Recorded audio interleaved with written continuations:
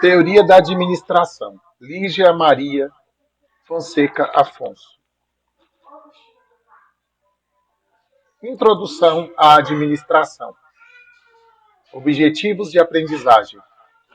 Ao final deste texto, você deve apresentar os seguintes aprendizados: definir os princípios da administração e a sua relação com os gestores, explicar as funções da administração, diferenciar eficiência de eficácia.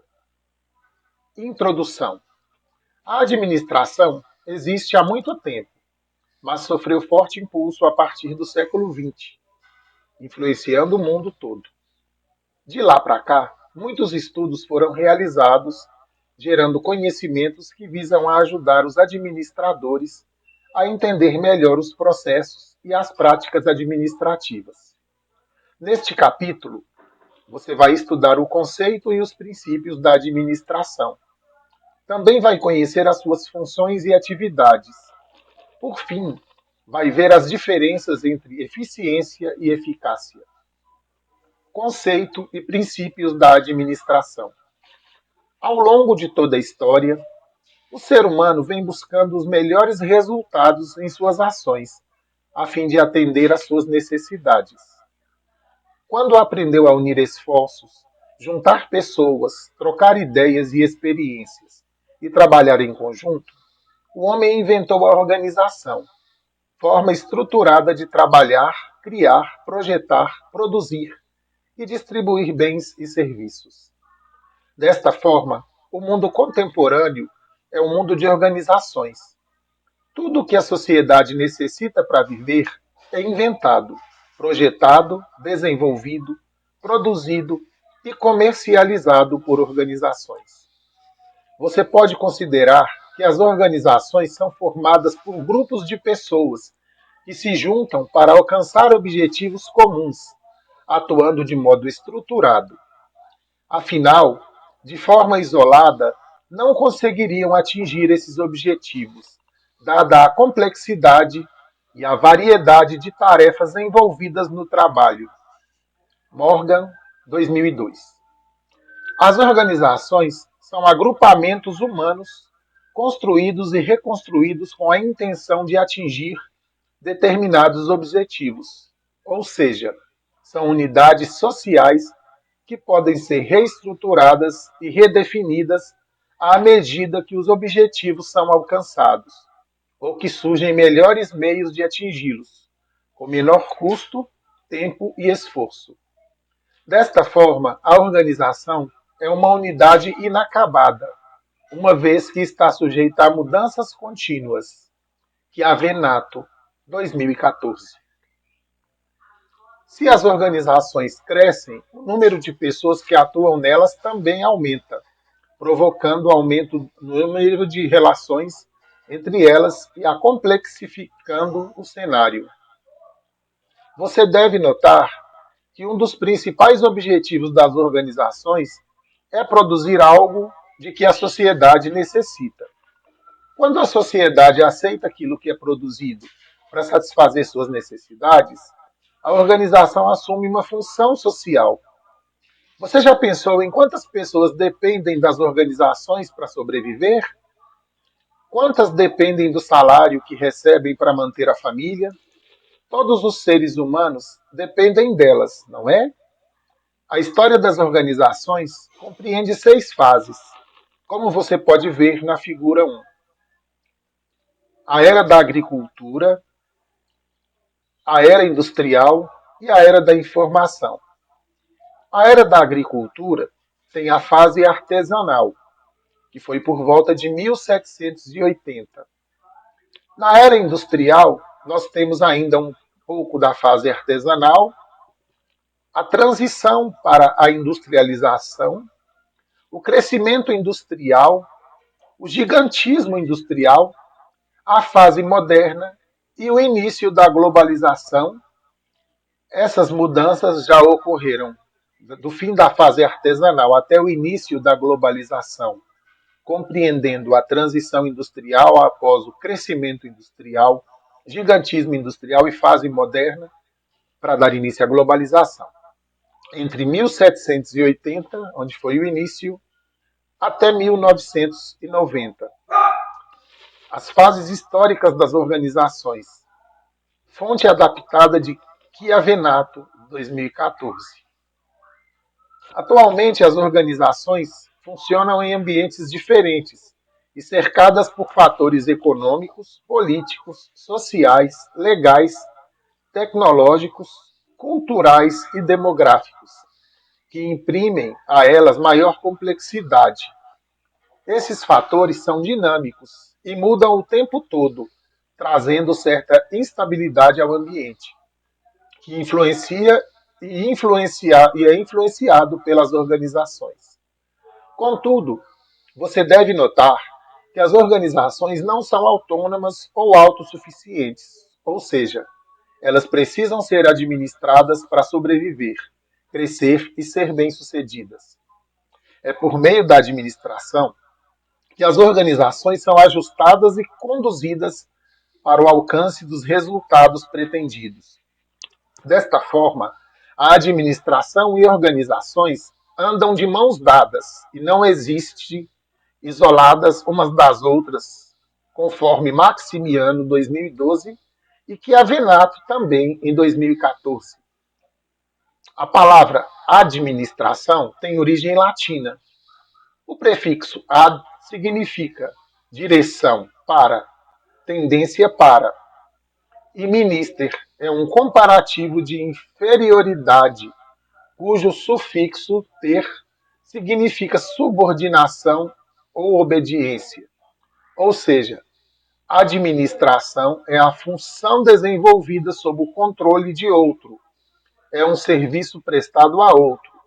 No entanto, para entender o significado do termo, é necessário ir além da interpretação da palavra, compreendendo o papel da administração nas organizações e na sociedade.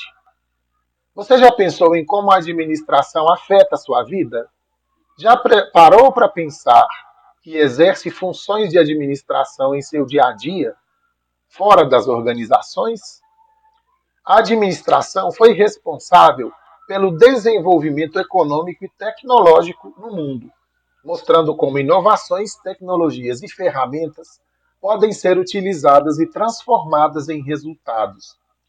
Não é à toa que a administração é considerada uma das mais importantes áreas da atividade humana.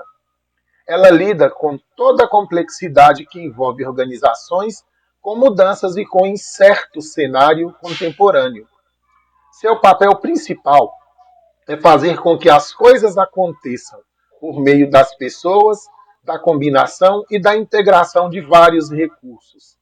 Sem ela, as organizações não conseguiriam atingir seus objetivos. Chiavenato, 2014. Assim, a administração pode ser vista como uma ciência, uma técnica e uma arte. Ciência porque possui princípios bem definidos e tem por base conhecimentos científicos. Técnica porque produz ferramentas com a obtenção de resultados. E arte porque, além de administrador lidar com situações concretas, necessita lidar também com situações incertas e inesperadas. Entre essas situações estão conflitos entre as pessoas, recursos escassos, insatisfação dos funcionários e outros fatores internos e externos. Desta forma, a administração tem como missão compreender e interpretar os objetivos estabelecidos pela organização. Ela deve realizar ações que permitam o alcance das metas. Isso se dá por meio de planejamento, organização, direção e controle dos esforços gerados nos diversos âmbitos da organização. Silva, 2013. Você sabia que a administração, apesar de existir desde o início dos tempos, sofreu impulso no século XX, influenciando o mundo todo? Nessa época, a complexidade crescente das organizações exigia a adoção de novos conhecimentos que as ajudassem a compreender os problemas administrativos que surgiam. Dessa perspectiva, Todas as teorias administrativas elaboradas neste período foram bem-sucedidas, pois apresentaram soluções específicas para tais problemas. A administração começou a ser estruturada em meados do século XIX. Inicialmente surgiram estudos de Frederick Taylor, que criou um modelo de administração baseado na aplicação de métodos científicos para a resolução dos problemas. Além dele, se destacou Henry Fayol, que idealizou a teoria clássica da administração. Mais tarde, surgiram vários estudos que elaboraram teorias da administração. Você pode considerar que esse é um conjunto de conhecimentos organizados e produzidos por meio da observação e da análise crítica das práticas da organização.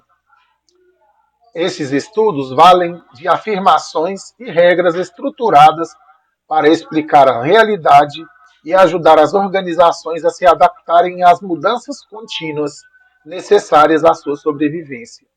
Maximiano, 2012. Saiba mais.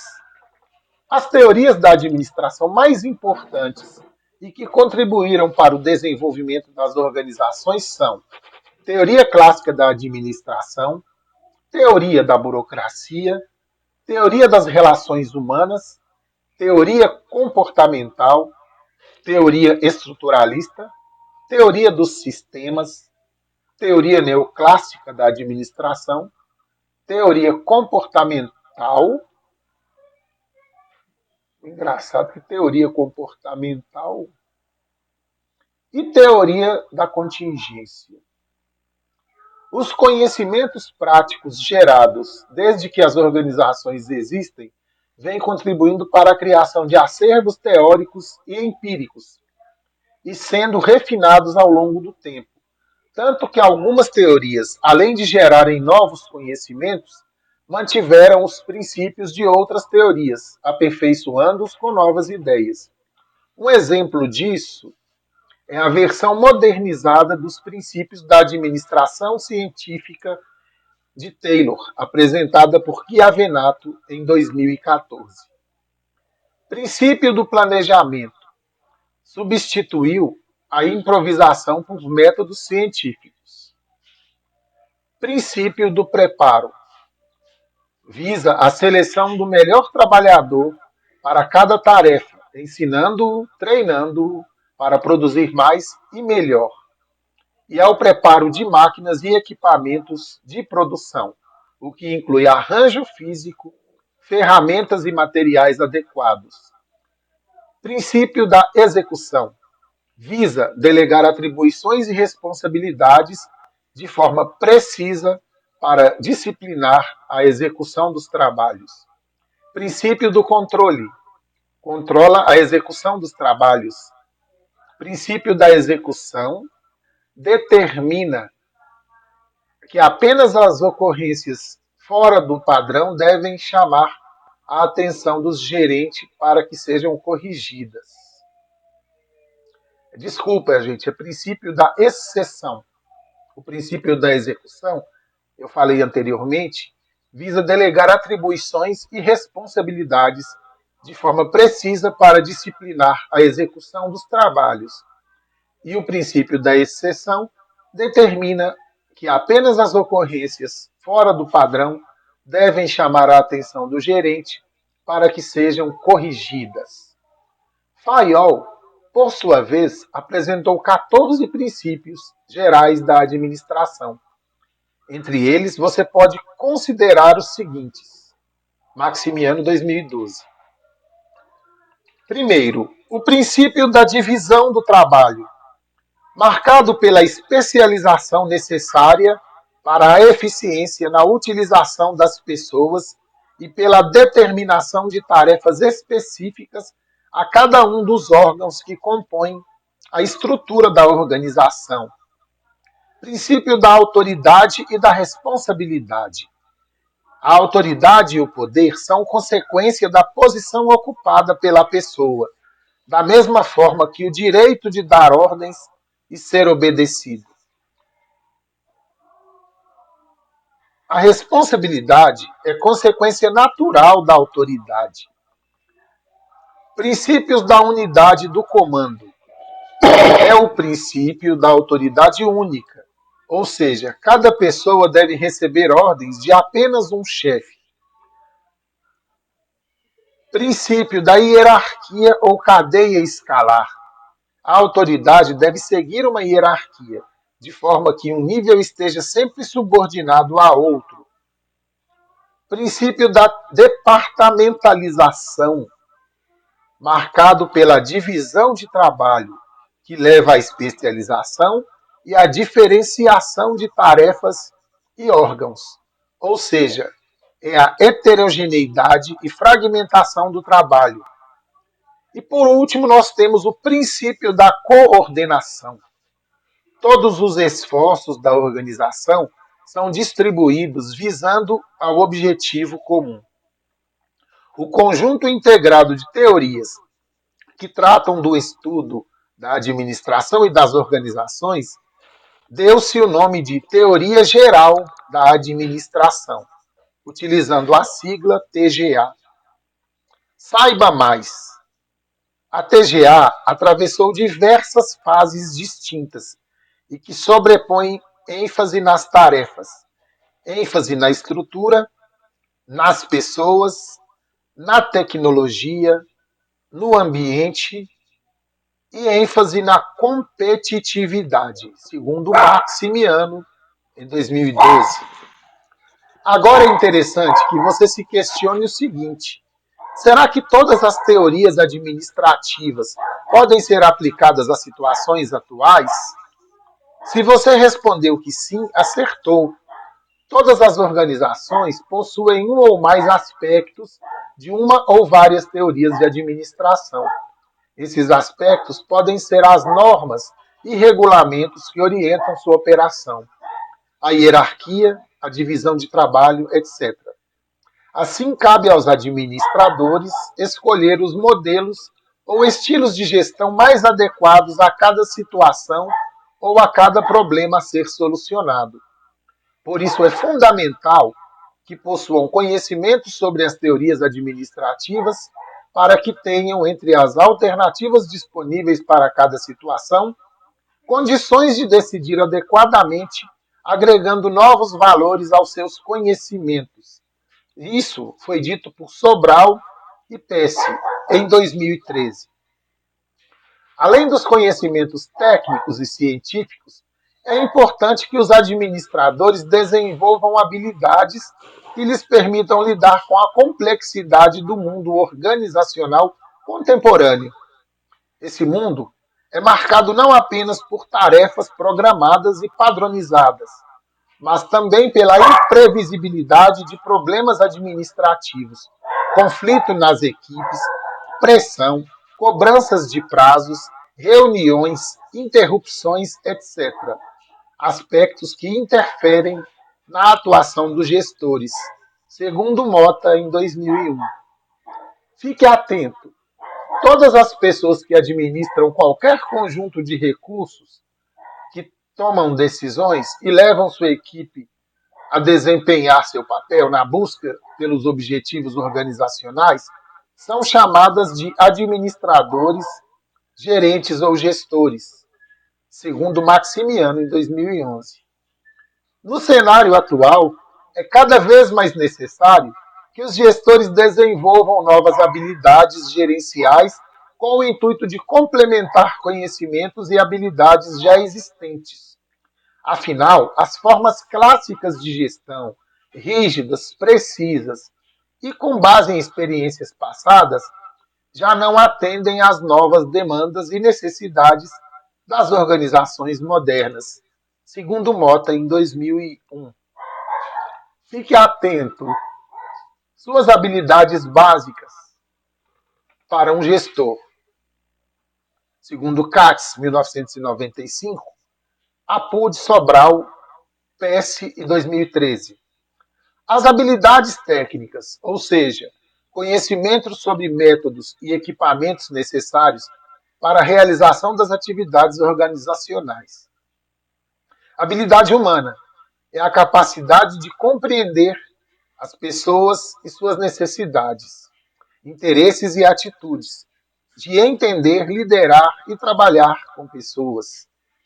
Habilidade conceitual, capacidade de compreender e lidar com a complexidade da organização como um todo, utilizando a inteligência na formulação de estratégias, além do planejamento, raciocínio e criatividade.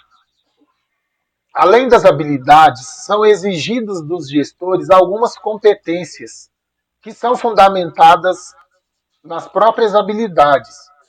Você sabia que uma das habilidades mais valorizadas nas organizações é a capacidade de se relacionar com pessoas? Eu deveria ter aprendido isso desde o início. Você possui essa habilidade? Veja as competências essenciais do administrador, segundo Chiavenato, 2014. Conforme a figura, nós temos em cima os tópicos conhecimento, habilidade, julgamento e atitude.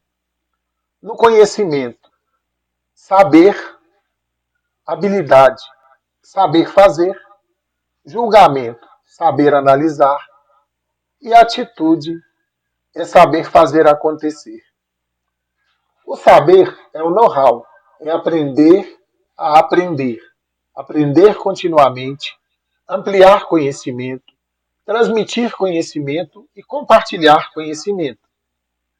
Habilidade é o saber fazer, aplicar conhecimento, visão global e sistêmica, trabalho em equipe, liderança, motivação e comunicação.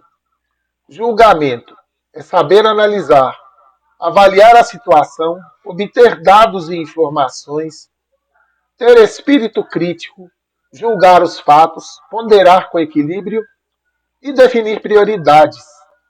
E a atitude é saber fazer acontecer.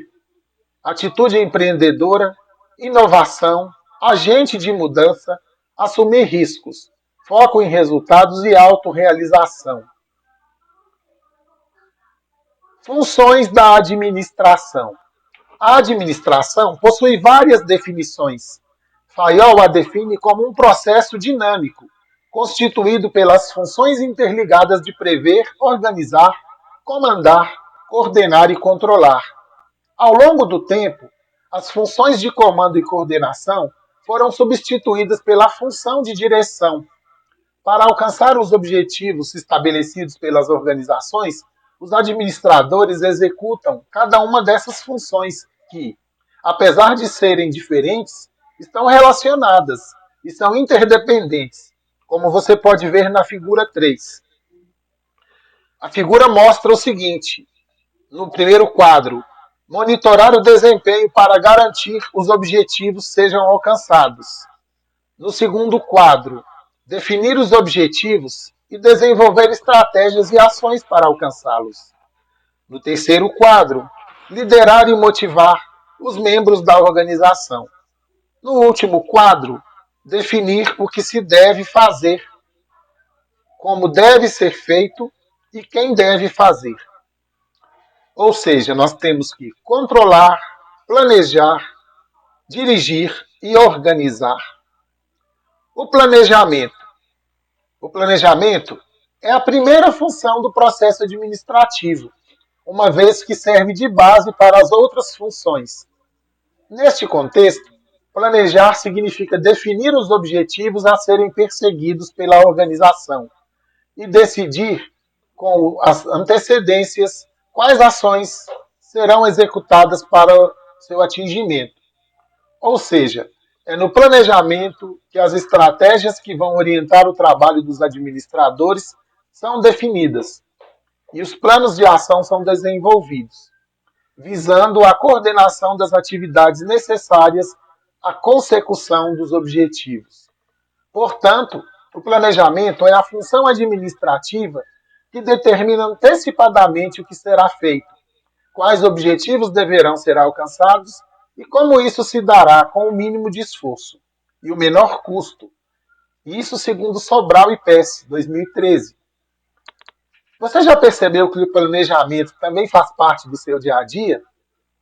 O que você faz quando decide preparar um jantar para os amigos? E quando resolve fazer uma viagem? Tudo isso você planeja, você já percebeu?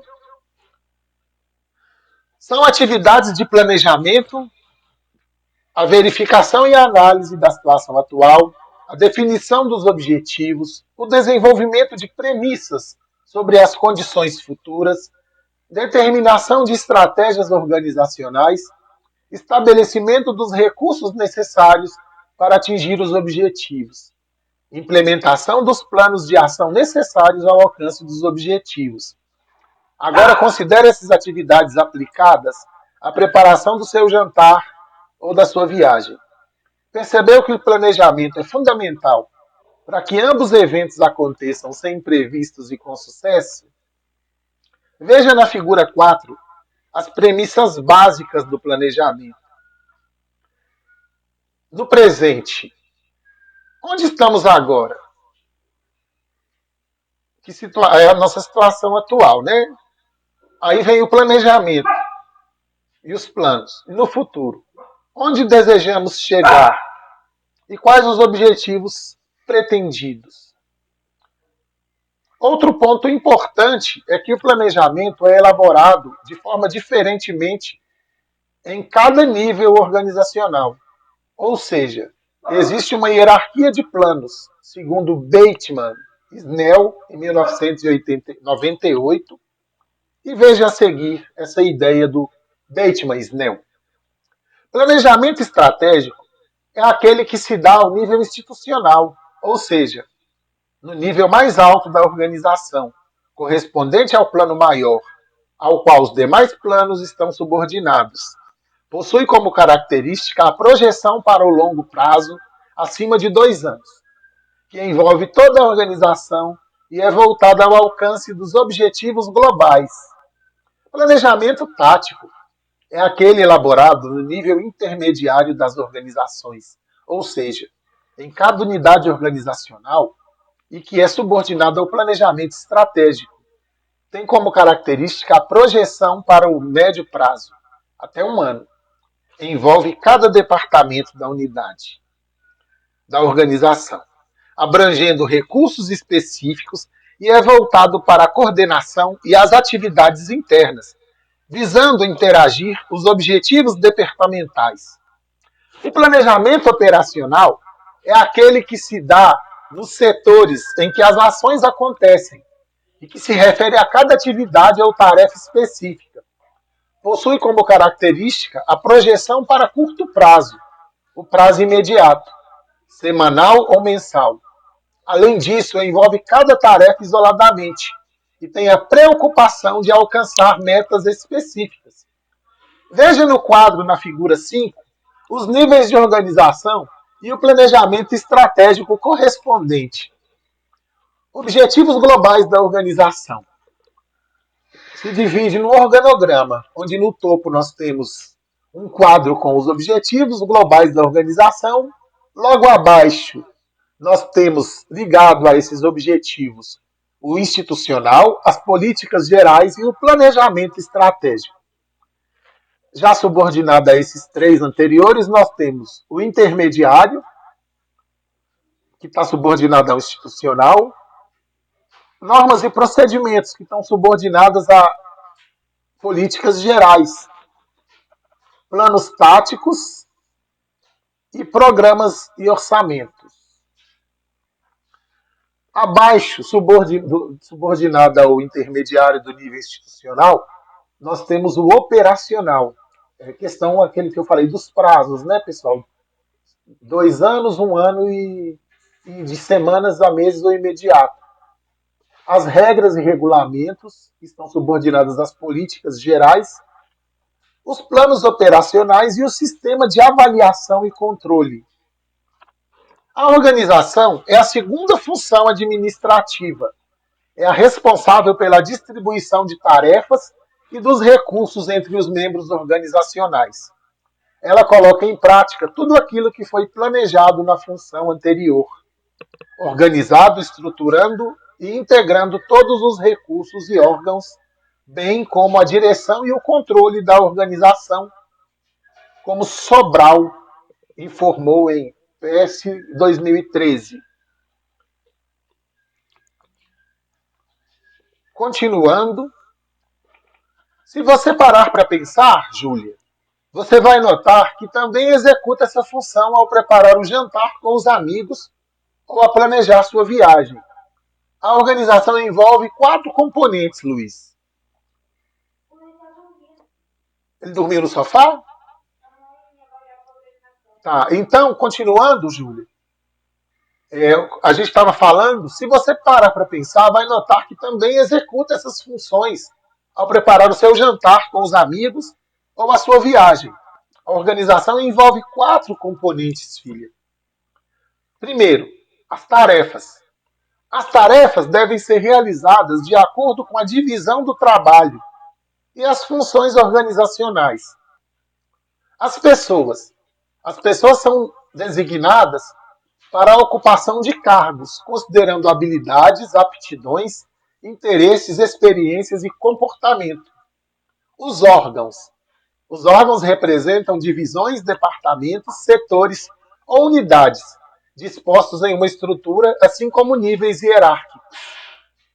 As relações são importantes entre órgãos e pessoas de organização, e também como os stakeholders.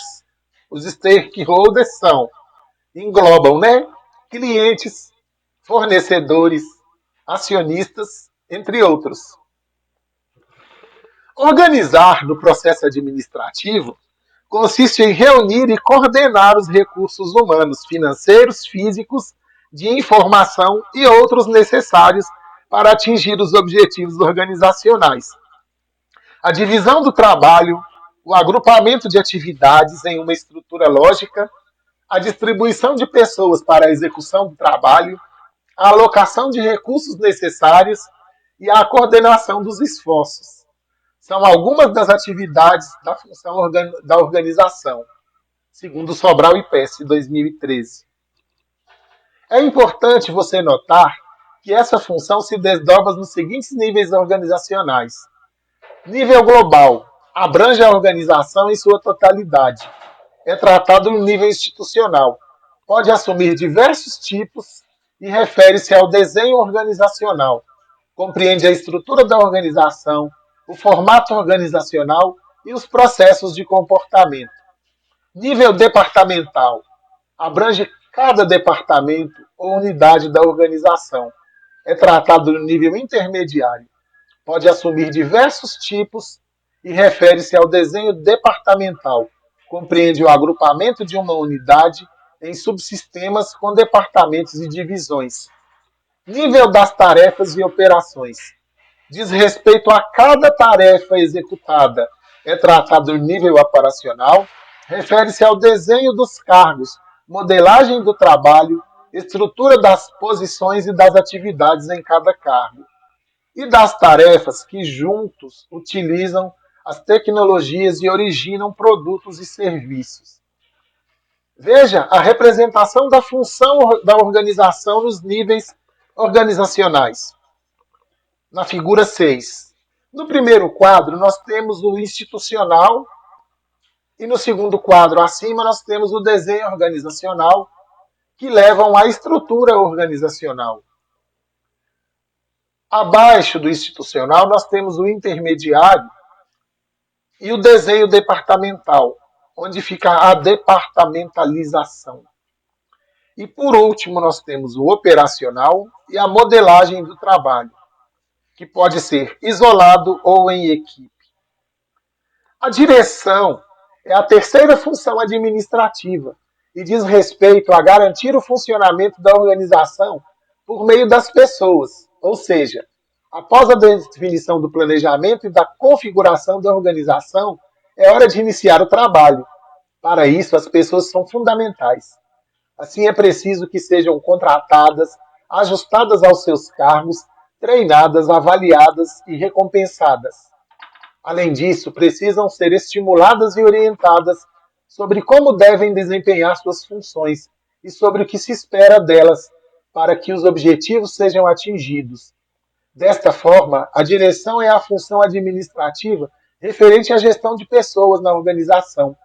São atividades dessa função liderar, motivar e coordenar os trabalhadores para desenvolverem suas atividades visando ao alcance dos objetivos organizacionais, comunicar, gerir conflitos, reconhecer e recompensar. Essa é uma função que exige mais ação do que planejamento e organização. O gestor tem como responsabilidade proporcionar um ambiente adequado e propício para o desenvolvimento de um trabalho de qualidade, de modo que os trabalhadores se sintam satisfeitos. Você também pode executar ações de direção em seu trabalho, pois, mesmo que não seja oficialmente um gestor, pode ser um líder, viu, Júlia? E motivar seus colegas. Além disso, pode executar essa função em sua família, resolvendo conflitos entre seus irmãos ou irmãs, por exemplo. Veja no quadro 1. Nível de organização. Em cima nós temos institucional, direção, onde ficam os presidentes, diretores e altos executivos. E abrange a organização ou áreas de organização. No intermediário nós temos a gerência, onde são posicionados os gerentes. Cada departamento da organização, Júlia, possui um gerente. Operacional. Supervisão. Supervisores encarregados. Cada grupo de pessoas, tarefas ou operações. A função de controle está diretamente relacionada com as outras funções do processo administrativo, ou seja, com o planejamento, a organização e a direção. Apesar de ser menos envolvente que as demais funções, é uma parte de todas elas, pois consiste no monitoramento e nas avaliações do desempenho da organização, comparando-os aos objetivos planejados e corrigindo os desvios que podem ocorrer. Você pode considerar que nenhum plano está totalmente acabado se não houver meios de avaliar seus resultados e consequências. São funções do controle no processo administrativo. Definir medidas de desempenho, verificar e monitorar o desempenho, compará-lo com outros padrões e objetivos determinados e estabelecer medidas corretivas, garantindo o alcance dos objetivos. Veja no quadro 2 a representação da função controle nos níveis da organização. No quadro 2, nós temos a função controle nos níveis da organização. Nível da organização ele compõe o institucional, o intermediário e o operacional. No institucional, nós temos o tipo de controle estratégico, que contém o genérico e o sintético. Um que é mais abrangente e outro que é menos abrangente, mais detalhado e mais resumido. O tempo, que é de longo prazo. Amplitude, macro-orientado, abrange a organização toda, ou seja, a organização em sua totalidade. Já nós temos no intermediário, o tipo de controle já é mais tático, e o conteúdo menos genérico e mais detalhado. O tempo é de médio prazo, abrange cada departamento da organização. É aí que nós temos o gerente, né? Operacional. O operacional é detalhado e sintético. Desculpa, gente, detalhado e analítico. E é de curto prazo, micro-orientado, abrange cada tarefa ou operações isoladamente. Gente, quando a gente fala de macro e micro, a gente está falando de complexidades, não de maior ou menor. A finalidade do controle é garantir que os resultados das estratégias, das políticas e diretrizes estabelecidas no nível institucional, dos planos táticos elaborados no nível intermediário e dos planos operacionais elaborados no nível operacional, estejam perfeitamente ajustados aos objetivos previamente traçados. Os três níveis de controle estão interligados e relacionados. Ou seja, na prática não há uma superação uma separação clara entre eles. Você ainda deve notar que as funções administrativas atuam como parâmetros fundamentais para o sucesso de uma organização. Sem essas funções, provavelmente as organizações estariam condenadas à desordem e ao insucesso.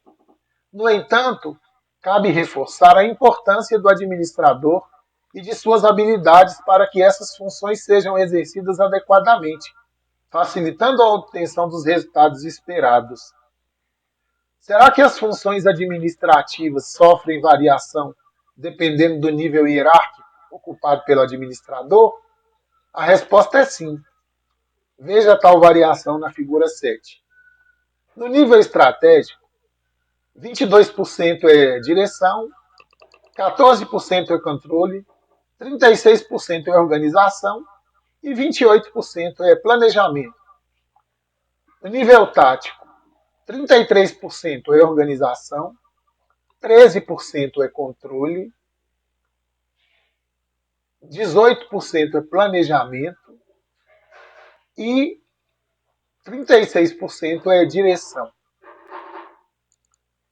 No nível operacional, organização fica com 24%, controle com 10%, planejamento com 15% e direção com 51%. Eficiência e eficácia. Chegamos num ponto bastante importante do nosso estudo. As mudanças no ambiente são dinâmicas. Por isso, as organizações necessitam reajustar, realocar e reestruturar continuamente suas competências e recursos de acordo com seus objetivos. O atual cenário, marcado por rápidas e constantes transformações, exerce pressões sobre a organização. Assim, elas têm que se antecipar às mudanças, aproveitar as oportunidades que surgem, bem como reagir e responder com flexibilidade às ameaças e pressões ambientais. Nesse contexto, a estratégia é o principal meio para que a organização consiga responder à mudança. São muitas as definições do termo estratégia, e muitos os autores que se referem a ela, o que dificulta um consenso. Isso dificulta um consenso, porque são muitas definições, né, de vários autores. Veja a seguir como alguns autores definem a estratégia. Primeiro, a estratégia é a definição dos objetivos básicos de longo prazo de uma organização, a adoção das ações e recursos adequados para atingir esse objetivo. Quem disse isso foi o Chandler, em 1962. O Ansoff, em 1965, afirmou que a estratégia é um conjunto de regras referentes à tomada de decisão em condições de desconhecimento parcial, em que as decisões estratégicas referem-se às relações entre a organização e o ambiente que a cerca.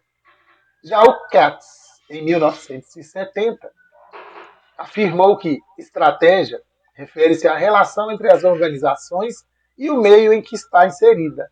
Relação atual, situação estratégica. Relação futura, plano estratégico. Agora, o Porter, em 1980, já afirmou que estratégia se refere às ações ofensivas ou defensivas que criam uma posição de defesa na indústria para que ela obtenha sucesso frente às forças competitivas e atinja maior retorno sobre o investimento. E por último, nós temos a afirmação do Mitzberg, em 1988. Ele afirma que estratégia é uma força mediadora entre a organização e o seu meio envolvente. É um padrão de processo de tomada de decisão e organizacional para enfrentar seus meios envolventes. Vamos saber um pouco mais? O plano estratégico é o conjunto de objetivos e ações a serem executadas pela organização para atingir seus objetivos. Quem disse isso foi o Katz, em 1970. Gente, já estamos finalizando o nosso curso e vamos falar agora mais um pouco sobre a estratégia. A estratégia representa aquilo que a organização deseja fazer, o negócio que pretende realizar, o rumo que deseja seguir. O ponto central da administração da estratégia é a preparação para o futuro. Ou seja, a estratégia tem por finalidade orientar, organizar em relação ao futuro, no sentido de guiá-la de forma consciente e sistemática para alcançar seus objetivos, tendo por base análises de suas condições e capacidades, bem como do ambiente que a cerca. A administração da estratégia é tratada no nível institucional, responsável por analisar, desenvolver e modificar os processos internos e externos da organização para torná-la eficiente e eficaz em condições de incerteza, de constantes mudanças. É a administração estratégica que formula e implementa a estratégia organizacional, buscando o alcance dos objetivos da organização. Ou seja, a estratégia é elaborada no mais alto nível da organização. Assim como a estratégia, a administração também possui muitos conceitos, mas de forma mais ampla, pois pode ser definido como um processo de coordenação do trabalho e de alocação de recursos organizacionais que visa ao alcance dos objetivos estabelecidos, de forma eficaz e eficiente. Nessa definição, há 4 elementos que destacam. Sobral PS 2013. Como você pode ver a seguir? Processo. Processo é uma forma sistemática de fazer alguma coisa. A administração é um processo, pois é formada por um conjunto de atividades, tarefas relacionadas a fim de atingir determinados objetivos. A coordenação? A administração consiste na coordenação do trabalho e dos diversos recursos organizacionais para garantir que todas as partes interdependam, funcionem de forma alinhada e coerente com os processos e objetivos da organização. Eficiência é a capacidade de realizar as atividades organizacionais com o mínimo de recursos. Eficácia é a capacidade de realizar as atividades organizacionais e atingir os objetivos estabelecidos. Eficiência e eficácia são termos muito utilizados na administração para demonstrar o desempenho em relação aos objetivos alcançados.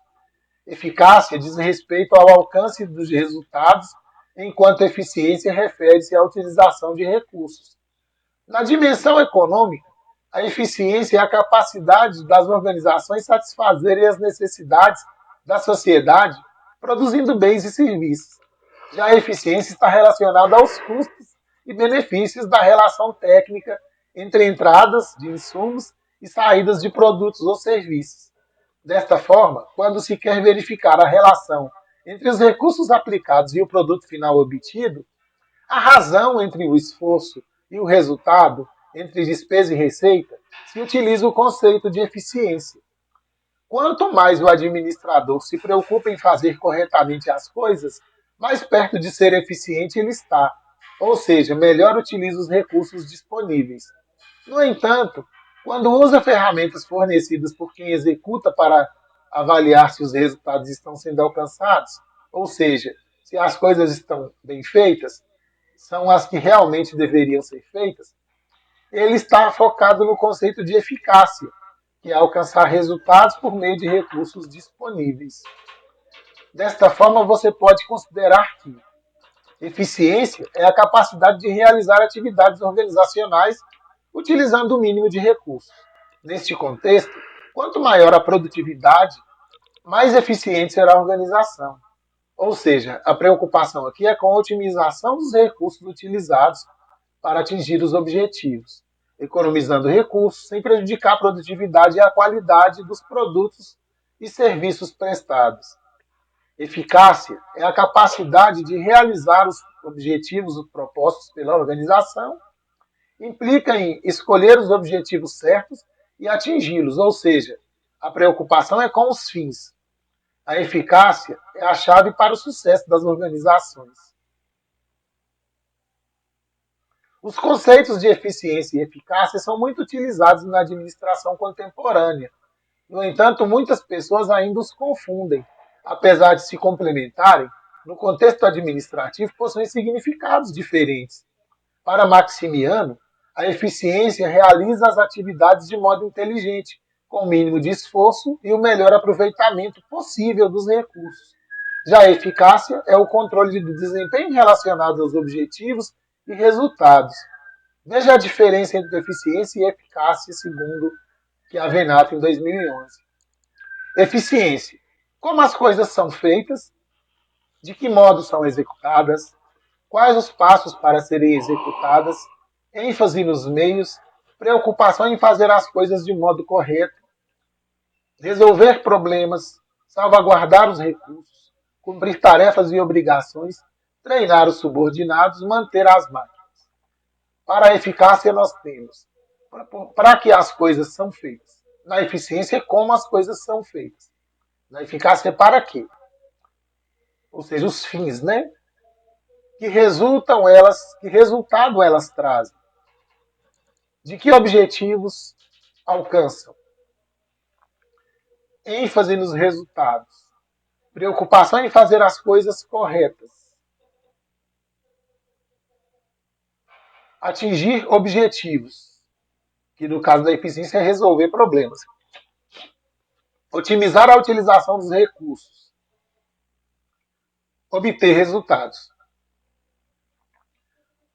proporcionar eficácia aos subordinados e providenciar máquinas disponíveis. Você já parou para pensar que, dependendo do modo como as organizações são administradas, elas podem se tornar eficientes e eficazes, ou ineficientes também e ineficazes? Ou seja, nem sempre eficiência e eficácia andam juntas. Uma organização pode ser eficiente em suas atividades e não ser eficaz, ou vice-versa. O ideal é que a organização seja igualmente eficiente e eficaz. Desta forma, a eficiência se preocupa em fazer corretamente as coisas e da melhor forma possível, o que explica a ênfase nos métodos e procedimentos internos. A eficácia, por sua vez, tem a preocupação em fazer as coisas corretas, visando a atender às necessidades da organização e do ambiente em que ele se insere. Então, enquanto a eficiência está concentrada nas operações e tem sua atenção voltada aos aspectos internos da organização, a eficácia se concentra no alcance dos objetivos, com a sua intenção voltada aos aspectos externos. Assim, o administrador precisa estar atento às tarefas para alcançar eficiência e aos objetivos e resultados para alcançar eficácia. E você consegue ser eficiente e eficaz em seu trabalho e em sua vida pessoal? Pessoal, muito obrigado pela atenção, espero que tenham gostado e até o próximo. Fiquem com Deus, um grande abraço.